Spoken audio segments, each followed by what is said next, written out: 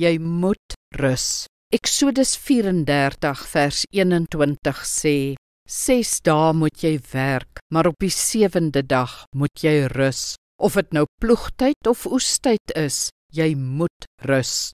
'n Mens is nie 'n masjien wat dag en nag kan loop nie. 'n Masjien word nie moeg nie. Rus bou nie 'n masjien se kragte weer op nie. 'n Mens is egter gemaak om na sy werk te rus. As ons nie rus nie, werk ons al hoe stadiger met groter moeite. Ons verloor konsentrasie en maak foute. Ons voel geïrriteerd en ongeduldig met ander. As ons 'n nag se slaap mis, sal ons produktiwiteit laer wees en na nog 'n nag baie laag. Daarna sal ons bloot aan die slaap raak terwyl ons werk of bestuur. Op die langtermyn sal ons gesondheid ernstig benadeel en uitbrand.